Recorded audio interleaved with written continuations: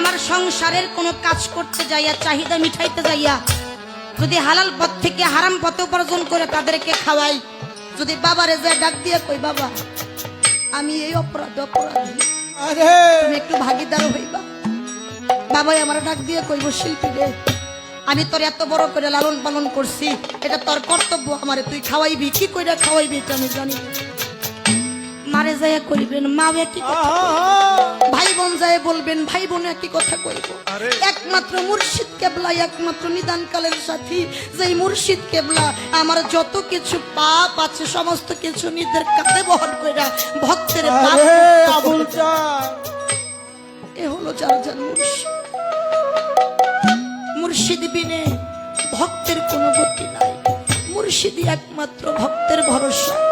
যদি সেই রকম ভক্ত সেই রকম গুরু হইতে পারে, আমরা তো বাবা শুধু নামে হইছি, কর্ম করে দেখতে পারি নাই। ছোট সময় দেখতাম বাপ চাচারা দয়াল বাড়ি যাইতো, পায়ের জুতাটা পড়তো না, দয়াল বাড়ির আঙিনায় পাড়া দেওয়ার আগে পায়ের জুতা খুলতো, এরকম জোর হাত করে দাঁড়ায় থাকতো।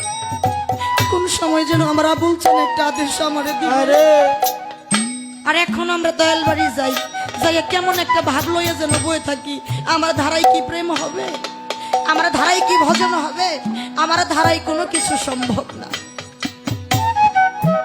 2 লাখ টাকা 3 লাখ টাকা 4 লাখ টাকা দিয়ে একটা গরু বা মহিষ কিনা নিয়ে যাই, আমার আবুল চাঁদের দরবারে যেটারে কুরবানি কইরা দিলাম, এলাকার মানুষ বলল হারে আবুল চাঁদের এমন একটা ভক্ত এত টাকা দিয়ে একটা গরু নিয়ে আসছে, আমার সইনা গর্বে পরানটা বইরা গেল। কিন্তু একটা বারও চিন্তা করে দেখলাম না, যারা আমি বাজার থেকে কিনা নিয়ে আসলাম ওর জনমটা তো পশুকুলে, মানুষের মন বোঝে না, মানুষের মতো কথা বলতে পারে না, তারে আমি আমার দয়ালের দরবারে কুরবানি কইরা ওর পশু জনমটা ধন্য করলো, মানুষের সেবাই লাগলো, আমার মানব জনমের কি হইল? আমি তো একটা বারের জন্য আমার আবুল চাঁদের দরবারে কুরবানি, কি হলো এই মানুষ কুলে জন্ম, এটা কি প্রেম বলে না ভালোবাসা বলে?